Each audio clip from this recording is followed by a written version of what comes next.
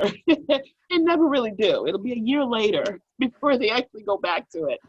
But I don't want that to happen because this is such a great opportunity for business owners, women and minorities out there, and we all should take advantage, right? There's a lot of extra funding out there for us. So just, take advantage of it, and doing that starts with certification.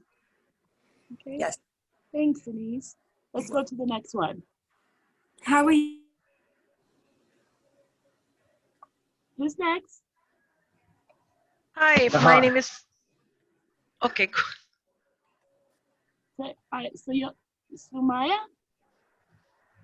Somebody is talking, so I just stopped. Sumaya, hi, it's Kenya. Hi, how are you? You can talk.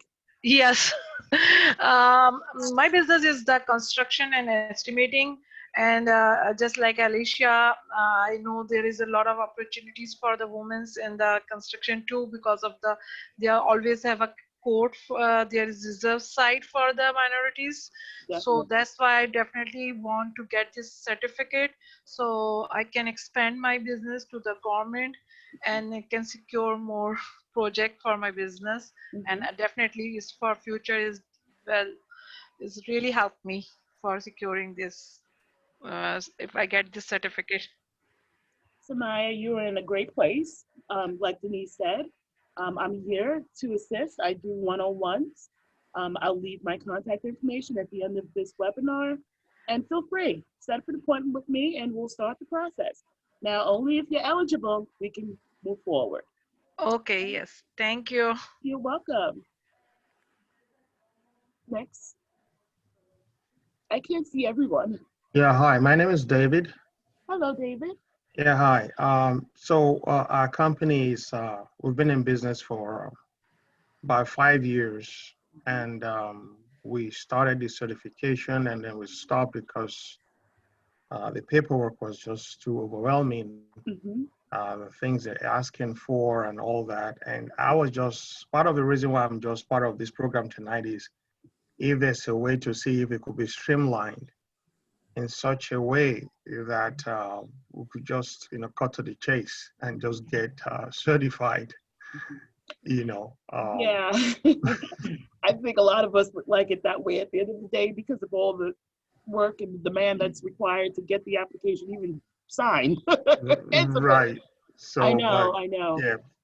But what I want to say, David, is not to just, I understand, I know you were maybe halfway through the application if you made it that far, right? Yeah. I don't think you got to the documents yet.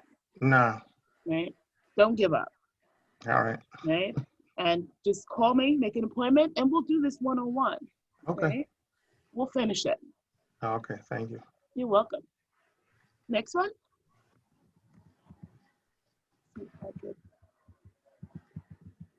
Algie?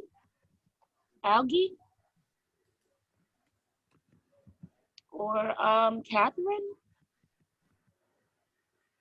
Can you hear me? I hear someone, yes. Okay, this is Catherine. Hi, Catherine. I'm still in the research phase for my business. Okay. And I'm a certified hospice and palliative care nurse. Okay. And I want to start a business to provide education services around that type of care.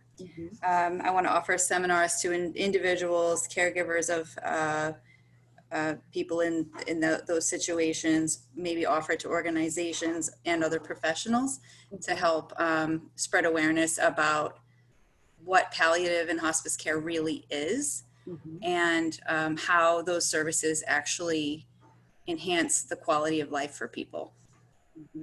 Now, have you been doing this before you actually started? I do it in a professional capacity in the roles that I have in my work.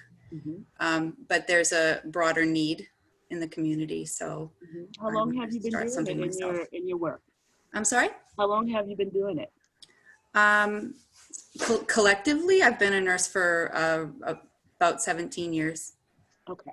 The reason why I'm asking that is because sometimes they have an eligibility. You have to be in business for at least a year to apply. Okay. To be considered eligible. But, a lot of people do not know about the waiver, right, for certification for those eligibility requirements, that 1 year eligibility.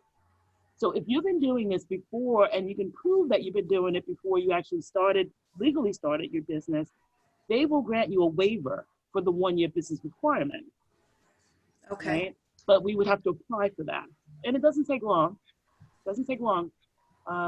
We can work on that one-on-one if you like, or we could talk and I'll get you the information you need if that's something you want to do. Okay, thank you. A lot of businesses, like say a business just starting up 3 months in, you want to apply for certification, this would be the way to go. But if you're almost a year to the anniversary, then I would wait for the anniversary because it'll just be a less static, right? Mhm. Okay. Okay, anyone else left? We're just gonna move on. We'll talk to them later because I can't see everyone, so I'm just gonna move on. Okay, so again, we're gonna talk about the MWBE, Article 15 of the Executive Law. I'm gonna go into that disparity study and a little bit about the division. I'm also gonna go into the eligibility and what the process looks like when you're applying for the certification, as well as the benefits, okay? Article 15 Executive Law was signed into law on July 19th, 1988. It created the Division of Minority and Women's Business Enterprise Development. Their goal is to promote employment and business opportunities on state contracts for minorities and women. Under this law, the New York State agencies are charged with establishing employment and business participation goals for minorities and women.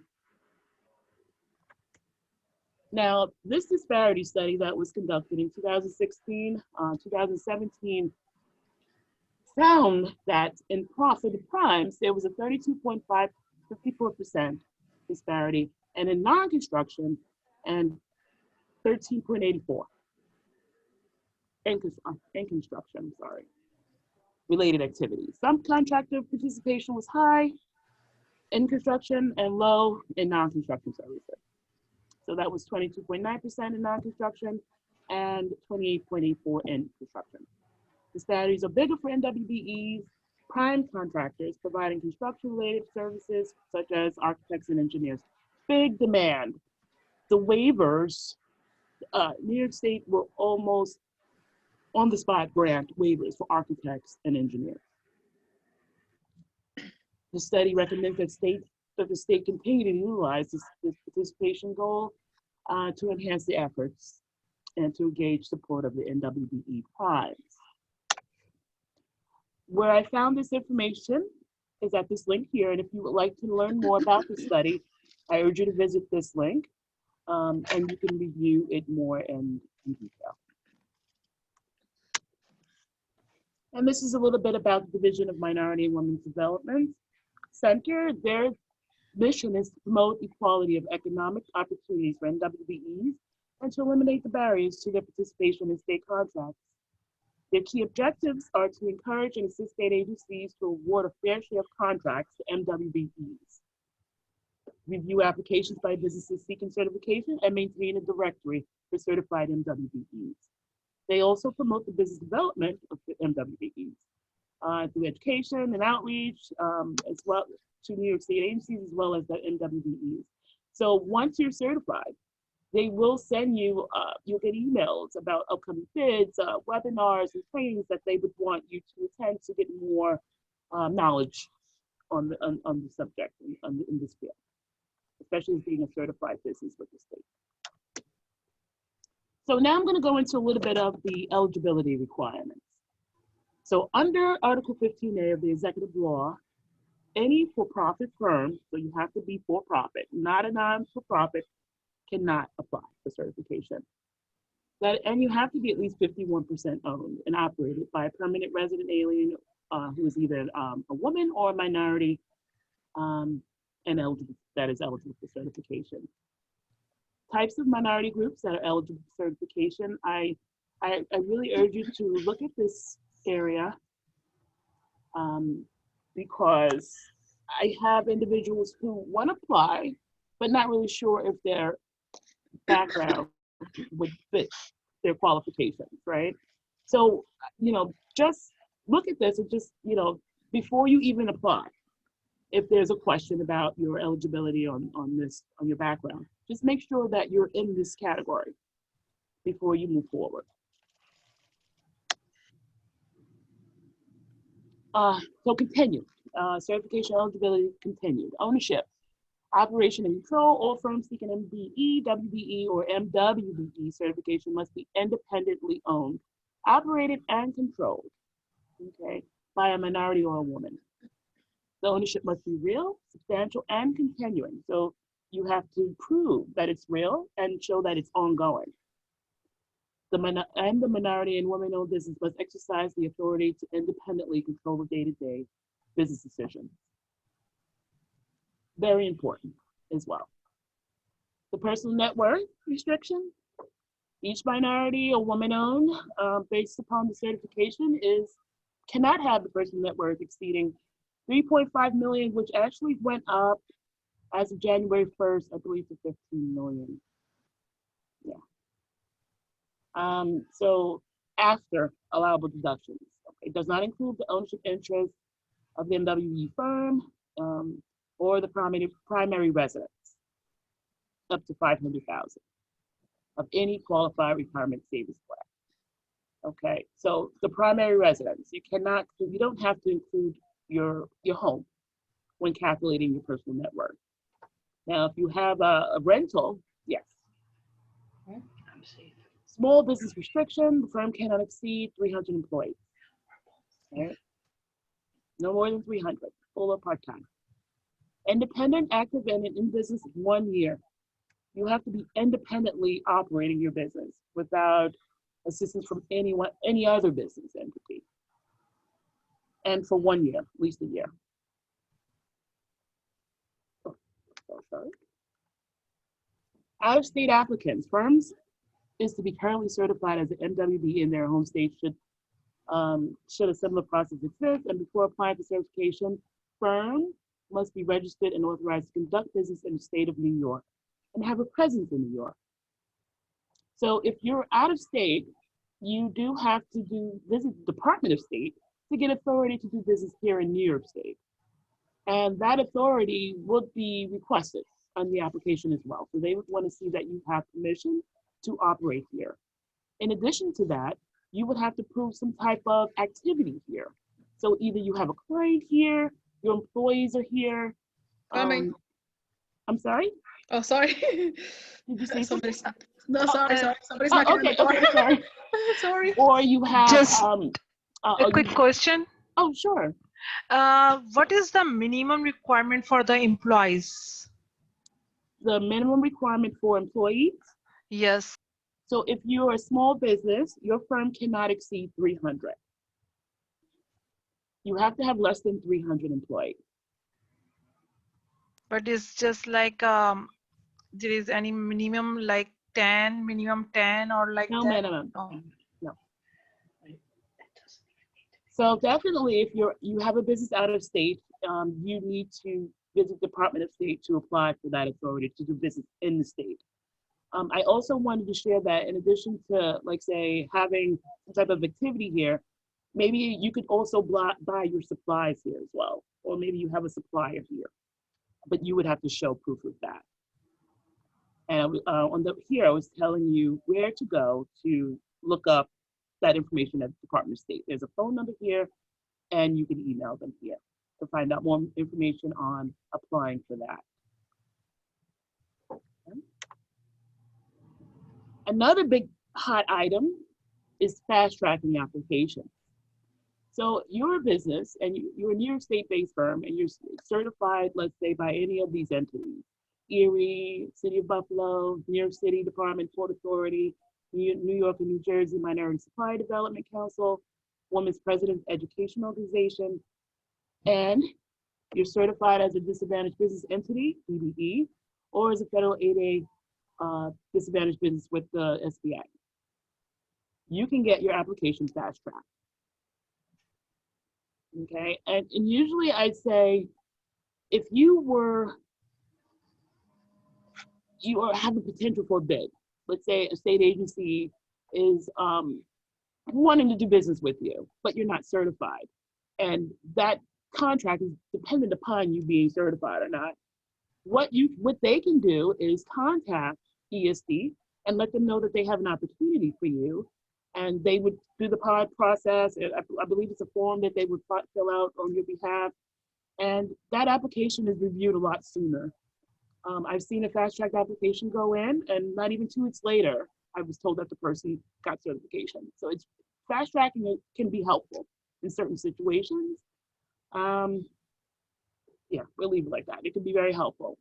So if you do get a bid and you're not in your application submitted and you're waiting to hear back, you just let them know, that agency know that your application's in, it's pending, and then, they could arrange for it to be fast tracked. So now I want to go into where we find this application. How do we start applying for certification? This is the link. This is a site where you would go to apply for New York State MWBE certification. I'm not going to click on it, but when you have time, you would go here to visit and just learn the site, even to create a profile. Okay, and that was the next slide. Creating a vendor profile is very important because it acts as your electronic business card. It's accessible to primes and other firms, agencies, and authorities. It can lead to business opportunities. So the information on this vendor profile should always be current. Regardless of the certification status, you can set up a profile on this same site. Okay, and setting up this profile is not setting up an application. It's not the same as applying for the certification. Okay, so I want to talk a little bit about the process. So, like Denise said, it's knowing your documents, right? I just want to show you one document here. Can you see that? Yes. Yes. This is called the Supporting Documents Checklist. This is my Bible, and I call it the Bible, right? I'm going to talk more about this a little later, but you will use this as a guide. This will help you understand the type of documents that you're going to need for this application. So go over this before you even, let's say, open up the application to make sure you have them. Because once you do, you have a certain time to complete it by. Even though we can always extend it, let's think about the deadline date, okay? But this is the Bible. Whenever you're going to start this certification application, always ask for or get this copy. Supporting documents checklist. As you can see, it's asking for, this is required information that they're going to need. Your resume, definitely. A bank signature card or letter from the bank identifying the owner authorized to conduct business on that account. Current business financial statements, balance sheet and profit and loss statement, which I believe the new law has, this isn't going to be a requirement. This isn't a requirement anymore. I believe they got away with that, but we'll talk a bit about that a little later. And also about the 3 recent tax returns as well. So before they were asking for 3 years tax returns, now it's 1 year, the most current, which is, this is very, I love it, right? Less paperwork. Okay, so then, and also for the personal. So you would have to have supplied your business tax returns and your personal tax returns, okay? In addition, you would, there's an required document called the Attachment A, which is your personal net worth, which is required, needed. So you would determine or calculate your net worth and put the amount. I actually have a copy of this as well. I wanted to show you all of them because the forms alone could get a little confusing. One moment, please.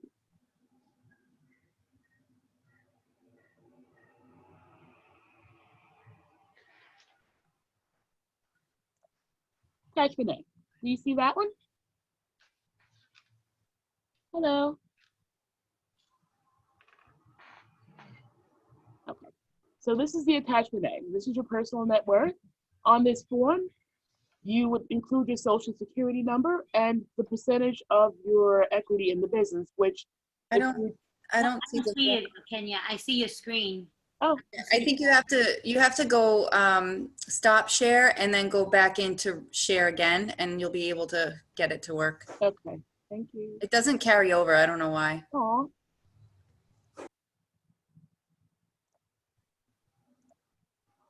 How about now? You see it now? Yes. Yes, thank you. Okay, thank you for telling me. So this is the attachment A. Your personal net worth is calculated, and then you would put it here where it says, and I have calculated my net worth to be here. Your social goes here, and your percentage invested in the company goes here. So if you're 100% owner, you put 100%. If you're 49%, 51%, because you can't be 49, goes here as well. And then you would get it notarized. Very simple. The only issue with this is calculating the net worth, right? So let me go to another form, which is the worksheet, the attachment B. This attachment B is not really required on the application, but it's very helpful in calculating your net worth based on your assets and your liabilities. So on this sheet, it would be your assets minus your liabilities will get you your personal net worth. Again, I told you that the house, your property, the primary residence, you don't need to include. So always on the areas that are not applicable for you, always put NA or 0. Never leave a space open. Because then it looks like either you missed it or you're not sure. So always fill in all spaces, even if it's the NA or 0. And then on this form, you would sign and put your social on this. Kenya, Okay, may I ask a question? sure. If we are partners, do we both have to do net worth statements and send No, them? it's only the 51%. Okay. Mhm. I have a question. Sure. Kenya, once you submit the application, what is the time frame for you to be certified? Okay, so I'll go back to that. I'm actually going to go through that in a second. I'm sorry, I just didn't want to get a little bit. Okay, let me go. So it's the supporting documents checklist. Know your documents, use the supporting documents checklist as your Bible. When you open this application on that New York State contract system, there's going to be an option there to do it whether you want to do it electronic or you want to do it by fax or mailing in. I would not suggest you do it by the fax or the mail-in. Always do electronic. If you need assistance uploading the documents, I'm here. Only because it moves quicker the electronic way. Faxing and mailing, you'll always hear probably, I didn't get that document. Or can you resend it? Like it's always gonna be, I feel like that'll be more issues with the faxing or the mailing because there's so many documents, right? Electronic is the best way to go. Also on the application, we have to keep mindful of the deletion date. Once we open this application, it's open for 90 days. After 90 days, if we do not extend it, it will delete from the system and we will not be able to bring it back up again. Okay, so just be mindful of the date. Now, once the application goes in, once it is submitted, you will get an email saying from the New York State contract system that they have your application was submitted. The next email you'll get from them is that it was received. And the next email you'll get is that it's now with an analyst under review. Now, if it's with an analyst under review, they might have additional questions. They might need more documents. Always check your email from the moment you push submit, just to keep status check on the application in case it's more documents needed. And they'll put a time limit on when to get that information back. So you don't really want to let that miss you, because then you'll get rejected and then you would have to wait 90 days to go to reapply. Okay. So I just wanted to talk a little bit about the laws. I know Article 15 amended some laws recently, July 15. They extended the MWBE program to 2024. So the certification, if you get certified, at least until 2024, you're good to go. The personal net worth had increased, as we talked about earlier. In addition to that, the recertification period changed. from 3 to 5 years. So what happened was a lot of businesses thought they had to recertify after that 2-year mark, not knowing that they had already been granted the additional 3 years onto that certification. So they have now it's now 5 years. So in the application, there's going to be a section in this application that I would want you to really focus on, because this section here is going to determine what type of codes you get Empire State Development assigns you. So they actually be very detailed and descriptive as much as possible about the services you provide. So as you can see from this example, I provided environmental consulting services. It doesn't really say much, right? It narrows you down to, doesn't really say much, right? And you do so much, right? And you see the example on the bottom.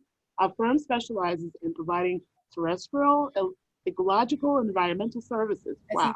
I think you have to switch your screen again. It didn't follow you again. Oh my gosh, I'm so sorry. We're still looking at Section 8, life insurance held. Ooh.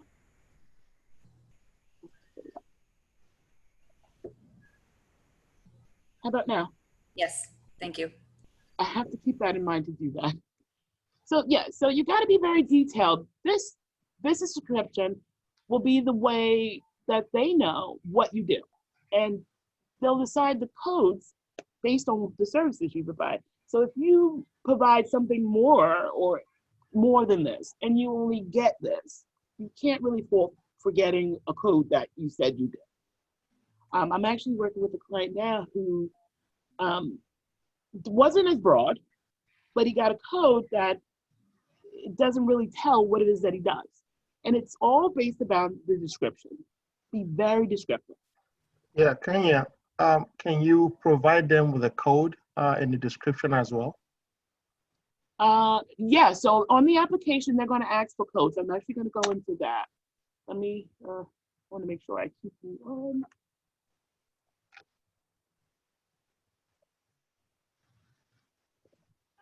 There we go.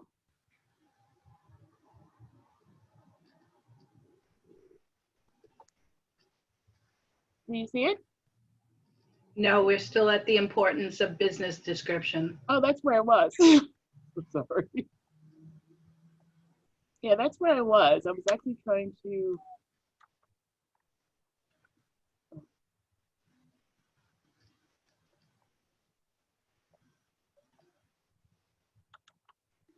Are you trying to move forward?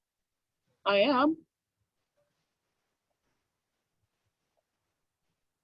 Oh, I'm sorry. I was talking and I muted myself. Are you trying to move along on the I am. For some reason. PowerPoint, or is it that you're switching screens, like to do a different view? No, I'm actually just moving to the next slide. Trying to go to the next slide. It should follow. It was before it was following you then. I saw that, and all of a sudden Now I'm like it's just not frozen. moving. So you're trying to tell it to go to page, like the next page, and it's The just next page, right? Did you try the arrow? Yep, arrow, my space bar. I would go back out of share screen again and then click on the next page of the PowerPoint and try again. Got it.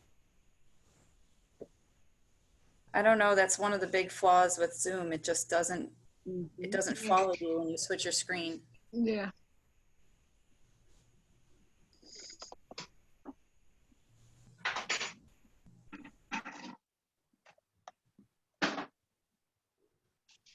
New slide. Write a statement. There you go. Okay. Oh, it didn't. Hold on. Oh, there. Now Okay. it looks like it's functioning. Okay, write a statement. So in the application, you might not have an answer for all the questions that are required in this application, or you might not have the documents, right? And some of the documents you might not have, especially for a business that's just starting up, maybe that profit and loss statement or that balance sheet.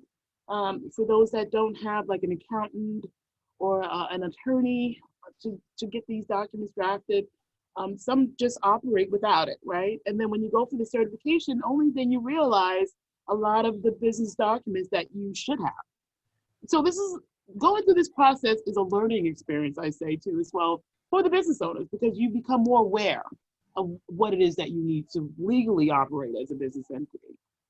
So if you don't have these documents, or if it's a question that does not, if you cannot get the information, just write an explanation, right? Write a letter, a statement on letterhead explaining the situation. Now, if you don't have a profit and loss statement, those things we can create, right? You can prepare your own profit and loss and balance sheet and your minutes. There's templates online as well. You can get corporate minutes.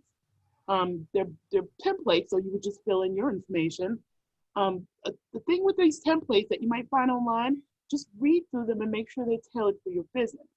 Because sometimes a lot of the wording in some of these templates might not be for you, right? Or it might not be the way you want the setup to be. So just make sure the wording relates to your business and your structure. But always respond with the letterhead and reference the application number if you can. Okay, here we go with the NAICS code. Is everyone familiar with the NAICS code is?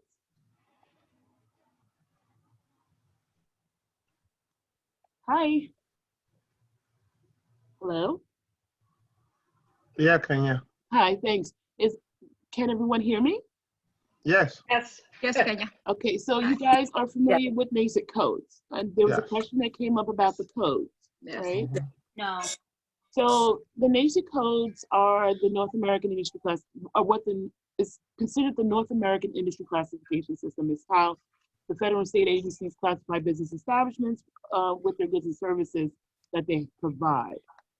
The codes that you select have to represent your current business activities performed, or that you're performing.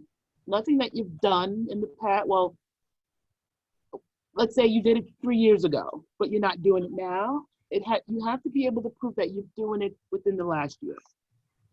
Okay. The ones that have not yet been done will not go through. So you won't get a code. You won't be approved to get that code if you have not done it. But if you do decide to do it, say you get approved, you get the certification, and you're starting to do that code that you choose, you can update the profile later and get that added on. It's all about the paper trail, proving what it is that you do and backing it up. So like if you started doing this activity, what I would want you to do is always make sure you have an agreement, a contract agreement signed, or if not, invoice it with the scope of services. Make sure if you want to bold it, something to make it stand out, to show your scope of, so that service for that code is on there. And always keep the payments. A check payment, make a copy, always keep copies. Especially if you're going to go through the certification, they want to see that you did the work and that you got paid for it. Usually it's a check copy they prefer, but if it was an electronic transfer, I mean, just show proof of that transfer into the bank. This application, I call it the one-stop shop, because there's so much certifications going on. There's so many MWBE programs, different agencies. They have their own programs. But with this New York State contract system, you're able to apply with the New York State application, you're able to apply to 3 different agencies. So actually you're getting like 4 in one application setting, really. So on this application, you can apply for certification with the New York City Department of Small Business Services and the Port Authority of New York and New Jersey, and the County of Erie and the City of Buffalo. Now, applying in these areas, I would really recommend that you're able to do business with these agencies, especially Erie, right? So a business here on the island, you know, if it's something that cannot be done online, like construction, can you go to Erie and do that job? Do you have the resources to do that? So just think about, you know, even though it's the one-stop shop and you can do it all one time and get it out the way, but say you get a job to go to, you know, that you would have to go there. And so I've heard that some of the, what do they call that? The bid interview, where you have to go to the bid, the one that's doing the bid, and they want to, like, if you have any questions and answers. I had a client that lived here, had to go there to do that. that walkthrough with that bid, procurement officer. And I mean, they had to really decide. It was like the next day. And I mean, they actually went out there, they drove up there, but I mean, you have to decide on if it's something that you could do, right? Because sometimes it might be, you might not have people to be there, or maybe you can't get there every day, or maybe, some have to rent a space in that location just to get the job done. So just think about that when filling out these addendums for these other locations. New York City, you're more than welcome. Port Authority, you're more than welcome. But when you go into Erie and the city of Buffalo, just be considerate about the services or the resources to get the work done, to get the job done. I do want to show you those addendums as well. One moment.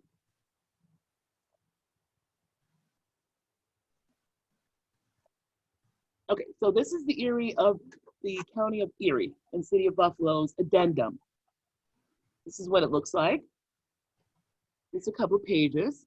All you have to do, this will make these addendums so sweet on this application, because instead of going to do this process all over again with these agencies, they take all the information from this one application site and use what's there. They don't ask for anything else unless it's something that wasn't noted or put in the application that should have been.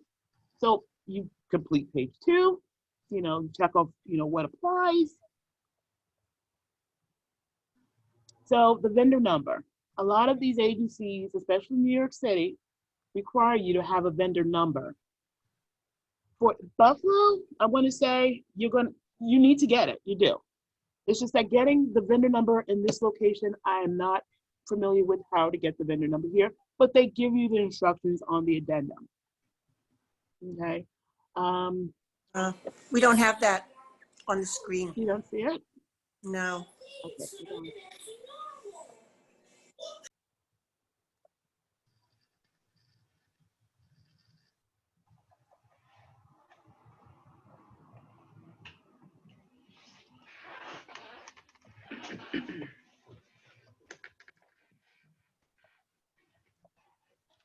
Can you see it now? Are you able to see it now? Yes. it's Yes. coming up. Okay, thank you. Sorry for, oh my gosh. Okay, so page 2, you just, on this addendum here, only page 2, 3, very simple to complete. And here is where if you had questions about the vendor number, definitely, there's numbers here to reach someone to have, to inquire about to get that vendor number. I just don't know how to get the vendor number here. I do know how to get it in New York City. But there's some nexuses, there's some requirements, right, that they ask you to see if you would even qualify to apply in this area, right? And there has to be some type of business activity or presence there in that area in order for you to get that certification, like I was saying earlier. And then you fill out the liability and if you have insurance, professional and commercial, and then you complete the last page. And then we upload this to the application. I'm going to show you another. I'm going to show the one for New York City.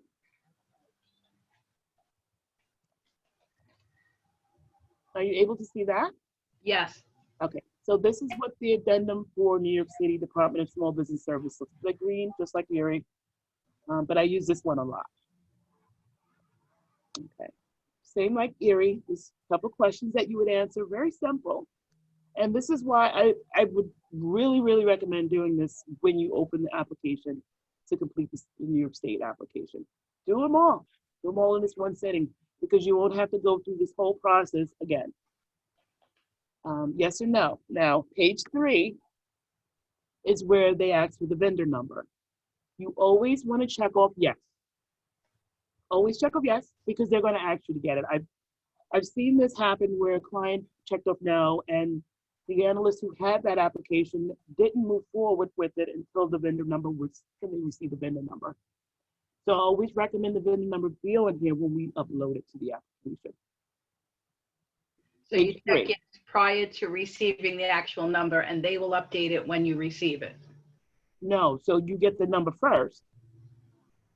which is very simple. And I know we don't have a lot of time. I could show you how to get there to do it. It's very simple. You'll get it not even 20, 30 minutes to complete a form, and the number comes after that.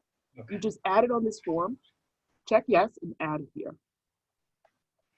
I'm sorry, I Again? misunderstood. You answer these questions, sign, and date, and upload. Now, the Port Authority addendum is not so simple. It does have to get notarized. But, let me just get there. So now, on this form, it's asking you A or B, right? There's a lot of forms here that it's either A or B. So just be mindful of that. Always check in the spaces that are relevant to you and your business structure. Because sometimes I've had A and B completed, and sometimes they, you want to look like you read through the information and you know what's going on, not just, filling out because you see a line and you're signing your name. So, and then there's a sign-in date here. So here, your verification page for the Port Authority, your county of, state of, county of goes here, definitely. Now here's that A and B. Here's a list with the A and B on it. So if you're a sole proprietor, a partnership or a limited liability partnership, you would sign here, A. You put your name here, sign-in date. Now if you're a corporation and a limited liability, you would B, right? Because limited liability is a corporation. You would sign here. And then you would get it notarized.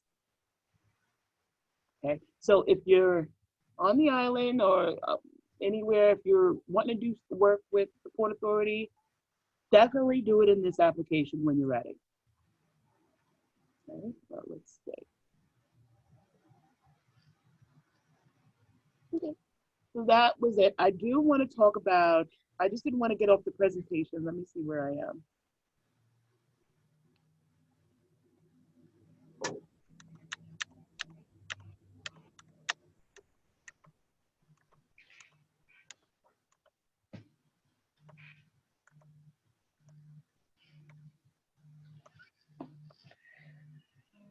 Okay, so we talked about a lot of these documents.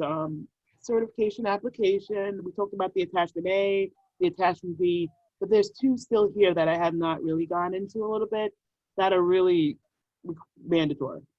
So one being the certification application. Certification affidavit, I'm sorry. I'm trying to get it where I don't. Okay. This is what the certification application affidavit looks like. And again, on this form, it has the A and the B. There's a lot of A and B's. Just be mindful of that. So on this, you're just certifying that you are a minority or woman-owned business legally, and you're, qualified or can apply for certification because of that. State of, county of, only fill in the section structure that pertains to you, and then you will notarize this form. Required, required, required. It's actually the first form on the application in the document list that you will download and get notarized. On the ethnicity clause, let's get to that. The ethnicity attestation clause, mandatory, needed. So this is actually for a minority. If you're a minority and you are certifying that you are a minority, you would check off which race you fall under and notarize it. So you're certifying that you are either a Black person, having origins of, Africa racial group, or Hispanic, a Native American, or Asia Pacific. You're notarizing this to test that this is what you are. And then you would upload this to that space in the document list on the application.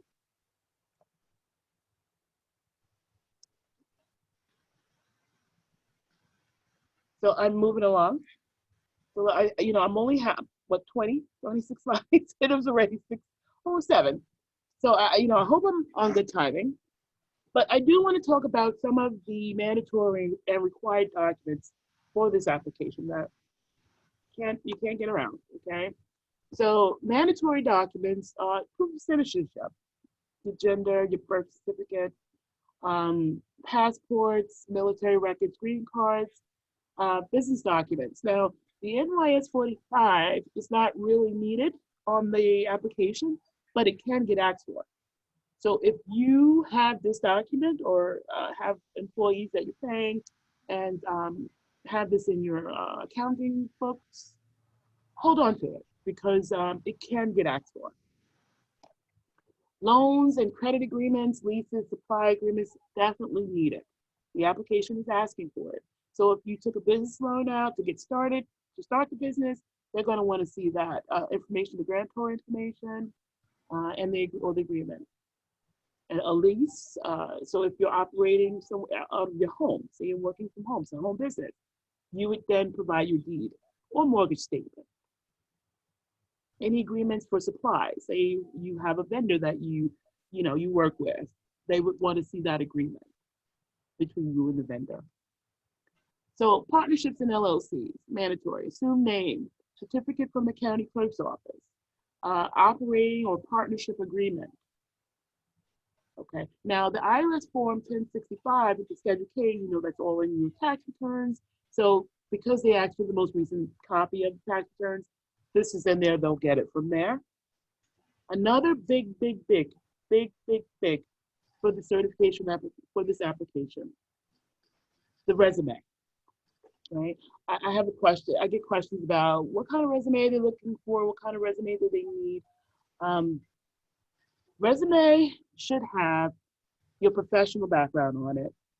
It should note any licensing, permit, or certifications that you have acquired over the years, right? And it should be noted on there. But be mindful of your experience, right? Because you're operating, if you're open, okay, say before you started this construction business, you were a florist, okay? And on your resume, it said that, right? So because of the industry being so dominated, right? Why, the question, so the analyst has to read the story. Why would you start a construction business if you were a florist, right? So your resume has to be consistent. I would recommend your resume to be consistent with what you are doing. And it has to back it up. It's very powerful, your resume, right? And it's one of the reasons why it's asked for, because all that information should be there. Okay. Now, I talked about earlier a lot of the documents that have been pushed out, that they're not even asking for anymore. And the taxes passed 1 year, they're not asking for. Even the profit and loss statements and the balance sheets are not. Another big thing that was a headache was the documented proof of sources of capitalization. I mean, it's actually still there. It does ask you about your capitalization and to provide proof. I don't know why this is here because I have actually, maybe some of the applications might still ask this question, but not all. Previous MWBE denials or decertifications, that was there. Sometimes you'll have a business who got denied, don't really want to share that information because on that denial, it'll say why you were denied. And then with you submitting a new application, you wouldn't want that to fuzzy out the new analysts, thinking and, analyzing the application. The minutes of the first meeting, court meeting, wasn't hard to get. I mean, like I said, that template is online, but it seems like, it was a hassle for most because it's not there anymore. Copies of issued stock certificates. So that's not on there, but they do ask for the stock ledger. That's still there. It's completed stock ledger. Okay, but not to say that they won't ask for it when they're reviewing the application. So just make sure they're still available, in case it's needed, because it still could be asked for once the application is submitted. Required documents. Again, we talked about for sole proprietorships, registration from the county clerk's office, and the most recent business taxes. Okay. So what I want to talk about now, that once you've done all this, say you submitted your application and you got certified, you're certified now. What's the next step? that you do with this certification. The next step is to create a capability statement.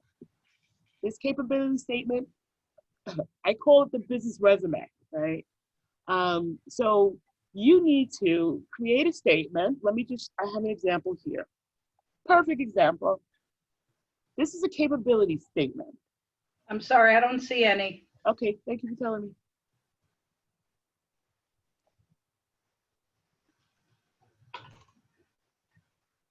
No, see anything now? No. No, Kenya. No, Kenya. Oh, wait. You see me? I see you, yes. Okay. Hi. Hi. Nothing yet? No. No. Oh yeah, I just clicked on that. We're seeing your office. Yes. Okay. Let me just get it. Okay, where did you go? There you go. Okay, let me. Okay. Okay. Got it? Yes. Thank you. So yeah, capability statement. This is what a capability statement should look like, right? It's used here at the center. I always give this out as an example for you to start your own. What I do suggest always, I mean, it doesn't have to look exactly like this, but always use your logo. Use your company logo and use color, right? I've seen black and white capability statements for a buyer who may get like 50 or so or more capability statements. You know, again, like I said, this is why I call it the business resume, because an interviewer looking through a lot of resumes, I mean, are they going to really, they have to be eye-catching, I want to say. If you're looking at a lot of black and white resumes, you know, after a while, you're like, okay, let me just pick one from the hat. The ones with color, I tell you, they stand out. It'll make you want to look at it. Always use color, use a logo. If you notice these sections on this capability statement, it's asking about your key clients, your key customers. It's asking about these codes here as well. So in addition to applying for this New York State certification, you should also be working on, if not already, have a SAM number, a cage code through sam.gov. And also register your business at Dun & Bradstreet. You should have a DUNS number. Okay, and also put any certifications that you have on this capability statement as well. And those NASIC codes that you're going to choose in the application would also be here on your capability statement. The more, the merrier. The more, the merrier. Because what will end up happening is that, say, I'm a buyer and I'm looking for a certain code. You do it, but you're not listing it, right? I'm not sure why you wouldn't list it, but always, no matter how many services that you provide, always list, if you have 20, you can list as many as you can. Even on the application, it'll let you put as many as you can. Now, at the end of the day, though, ESD are the ones that decide on the code that you get. But giving them this information gives them a better insight as to which code you should have, or which codes you should have, or where that you should be placed in the directory, right? Under which category of services that you provide. No, I didn't. Is someone saying something? I'm doing the woodland. No, sorry. Apologize. Okay, no, that's okay. So yeah, definitely, if you need assistance with this as well, I help clients create these capability statements, or I revise them, send them to me, I'll look it over. To me, it's all about getting these codes on here. So if you haven't done your SAM and your DUNS, you know, it's a process. You have to wait for them to validate you to get this information. So I will get started on that right away. Now, if you want any copies of these documents, just email me and I will send them to you. Okay. So this presentation is just almost over. The last thing that I'm going to talk about is the benefits, which a lot of you should know about, you know, being certified with the state. We know it brings in more business, you know, more opportunities, you know, subcontracting opportunities, you know, it's listed on directly, right? And this is where a lot of the I call them buying officers or buying representatives, if they're looking for an MWBE state certified, they would go to the directory. They can look it up by the codes, the NASIC codes, or the type of businesses they're looking for. So this is where you would go. You'll be placed right on this directory, and you'll start getting calls, emails, invitations for bids, and results of being in this directory. Subcontracting opportunities arise, right? With primes giving you a call to let you know, look, you're certified, I need you. I hear that a lot. And increase business revenue and profits. And you attract new business because you're why? You're MWBE certified. Okay, does anyone have any questions? I know I ran through this and I know I've been talking a little bit of, getting some of you guys' questions answered, but is there any other questions that are still out there that maybe I just ran through something really quickly and you just don't get it yet? Kenya, I have, oh, sorry, go ahead. Hi, who's this? You can go ahead. I go after. Would you recommend this to any business or? The certification? Yeah. Definitely. And the reason Okay. why I say that is because it's not just state agencies that are looking for MWBEs. It's actually anyone that's getting government money. Because Okay. in the bid or the grant that they get, they have a requirement to spend 30% with an MWBE. So, and even in the bids, they ask how you're going to utilize an MWBE. So, I mean, it could be for marketing, it could be for anything. Let's say, eating, whatever. Just be certified. It doesn't matter what you end. Okay. And I don't know, Clarabelle, if you've heard about, or Denise, we had a hairdresser who didn't know why would she get certified? Like, what kind of government contract can a hairdresser get, right? Right. And lo and behold, she got one with I think it was the Army or the US Defense, braiding hair. You would never expect that, right? You would have never thought. And even then, like say, if there's not an opportunity readily available, create one. Always propose. If you're looking on the New York State Contract Reporter or the New York State Contract System for bid, and you don't see anything, don't stop. Let's look up agencies. Let's look up some partnerships that you might can create with other agencies or other businesses to get your services out there. Proposals, next big thing. Learn how to write a proposal, right? And we had a series of workshops that actually helped you do that. And I guess the center administrator is working on a new schedule for that, but definitely proposing. Okay. Definitely certified. Any other questions? Yeah, the question was, once you're certified, suppose you're certified already, do you recertify again, or it just does it on its own? No, so you would have to recertify. And they do give you a few months before the date to recertify to do the certification. They don't want you to wait till the last minute to certify. I think it's 6 months before the date that you would do it. And it's every 5 years now. Oh, every 5 years, okay. Do you do the whole thing again when you were certified, or is it just? No. So the application process is much simpler.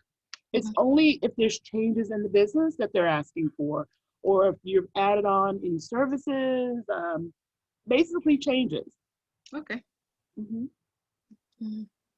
Yeah, Kenya, you mentioned the vendor number that we need to get that first. Now, is there a website, or how do we go about this?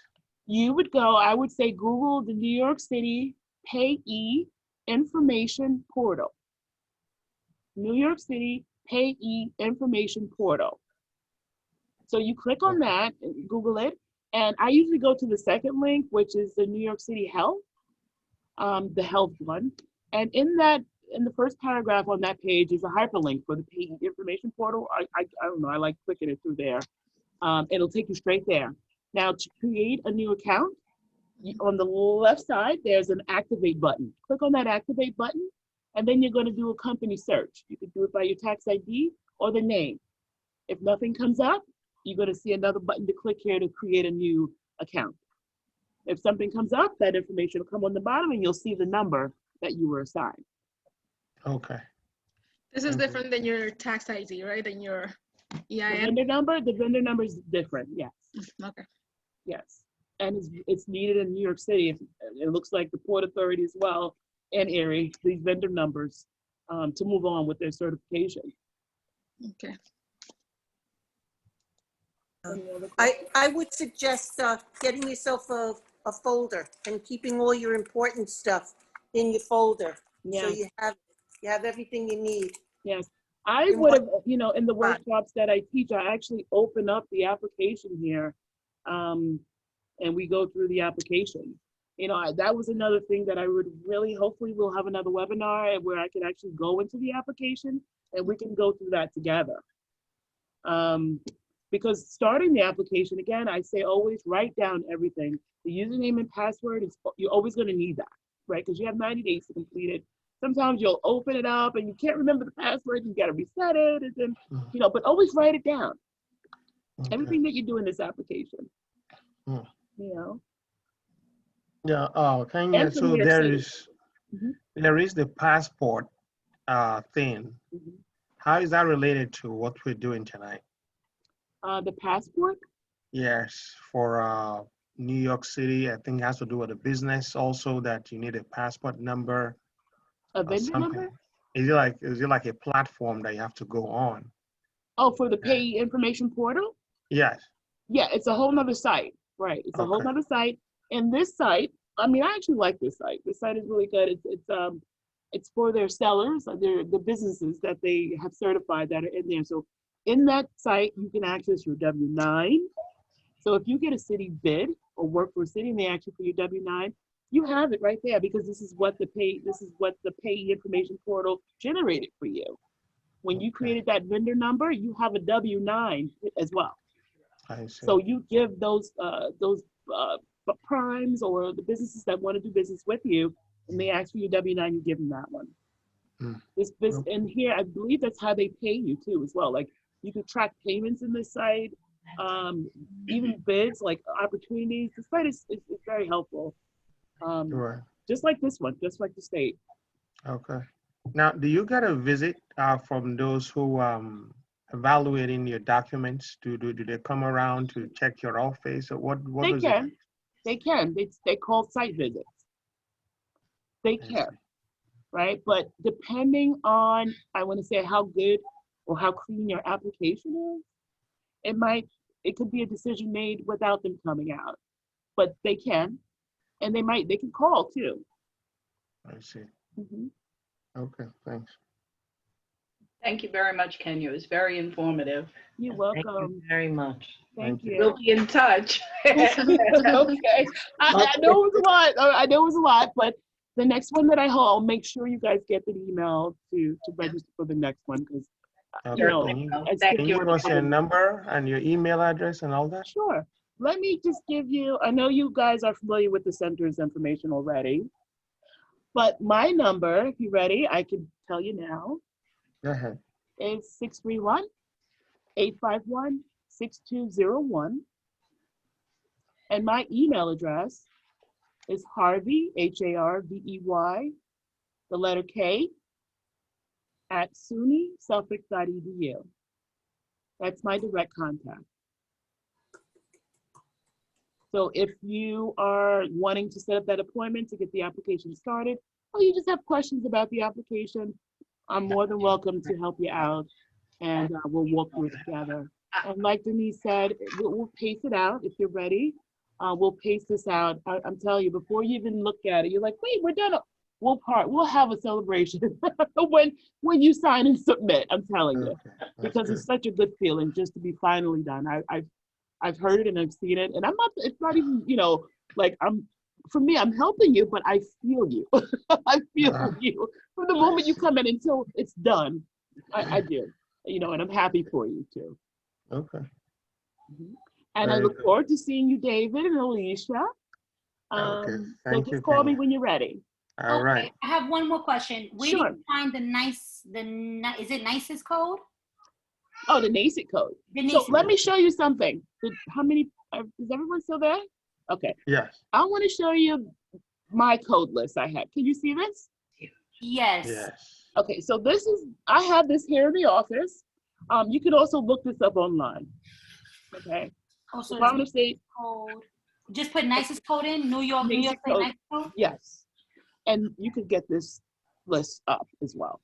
This is how I got it. And you look for your services. You use this. On the application site itself has a directory of codes as well. So all you have to do is like really type in your activities and the codes will come up. You just choose them. But here we use this to go by to get a gist of what it is that what codes you want. So these are the codes that you use to put it on that form that you have to do, right? On that company. Yep. Yes. Okay. These are the codes that you can use. Yeah. Okay. We can use more than one codes for that. You use as many codes as you want. I've seen 10. I've seen 15. As many as your business. So remember, they have to be current. They have to be things that you're doing in the business now and getting paid for it. So when you get a client, always try. Okay, I don't know how your sales are going, but like I would always try to get a contract agreement written up and have signed if you're in a position where you can do that. If not, make sure you always invoice, keep the check payment in the scope of services. Always put the scope of services in. If you want to bold them, make it bigger. But that's what was looked at. That's the focus when they're looking at these things, the scopes of services. So if you want a code, just make sure your agreements and your invoices match the code, the service that the code is providing. Okay. Any other questions? So do you grant like an in-person interview or something like, because with this COVID, I mean, are you available or? I am. I'm actually still working with clients. We do via email and the phones. So the thing with this is that we would, meet. They're usually for an hour. Sometimes they run over a little bit. And we'll like I said, each meeting, you'll have a little bit to do, right? Mm-hmm. And I'll go over as we're uploading. I'll go over the application, just make sure everything's in order and that it's reading correctly. Okay, so that Bible that you mentioned, is it possible for you to email it to us or? Yeah, I will. And I can also send everyone each handout that I'd have here. Okay. If you were here, I would have given it to you in a packet. Okay. So now I'll just send it out in an email. Thank you so much, Kenya. I have a question. Sure. Because of COVID and there being delays with the government agency, is it also a delay now with the application being processed? No, believe it or not, it's not a delay. The only thing that happened was that we had to work from home. So you weren't able to get them on their direct lines. You had to email. They were still working on the applications. Every day I was communicating. So they were still working on the applications. So don't worry about that. Now, the only benefit I'm going to say this about coming to the EAP Center or EAC Center is that, we can advocate for you on your application on your behalf, as opposed to you going in on your own. That's a benefit. That's another added benefit of being a client of the center. If you want to apply for certification, you go to an EAC Center. And they have some other, I think the Small Business Development Center does it as well. There's other centers that do the certification, but with me, I can only speak for me, and they know me. I really advocate for my clients here and to try to get good results. So you would choose, right? You make that decision on where you would want to get the help, but I'm here if you need me. And we don't charge for our services here. And I'm doing one-on-one. Thank you so much, Just one quick question. Is WMBE and DBE company can have both of them? MWBE, yes, minority, woman-owned business, yep. And DBE? Disadvantaged Business Enterprise. So yes, you can. Now, there are some requirements where if you can only do that, you can only be a DBE a couple of years. I think it's 3.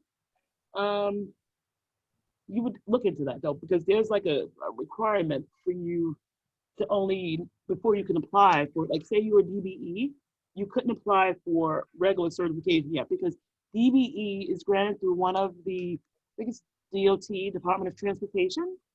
It's big on the DBE certifications. And in order for you, you had to be almost ready to, about to be like expire before, like I wouldn't apply for the certificate New York State if it's expired, because then you couldn't get it. Like you can only do one or the other. Like if you're gonna go DBE, do DBE. Don't apply for NY New York State.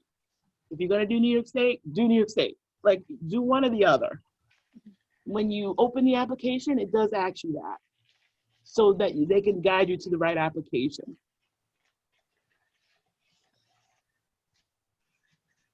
And hopefully we'll have another class where I could show you those steps to getting into the application. Was that clear enough, or? Yeah, I think we're good, Kenya. Thank you very much. Thank you, Kenya. You're welcome. Thank you for everything. You're welcome, guys. Have a great night. And I'll Thank get that you. email to you out by Monday, okay? Okay. Okay, thank you. You're welcome. Have a great Have a night. good evening. Bye. Thank you. Yeah. Bye. Okay. Bye now. Bye.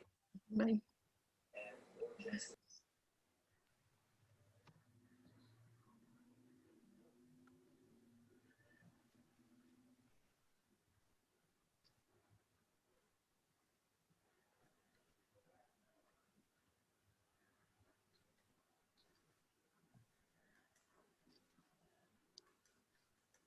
Well, that was great, Kenya. Yes, I'm gonna leave now. Had a lot of information. Hey, Jay. Jay, you still here? Yes, I'm here. I didn't even know. I couldn't see everyone. Yeah. No, that was really good. I really liked it. It was a lot of information there. It is a lot of information. It is. But no, but it was good, you know? Okay, But it good. was good, you know, because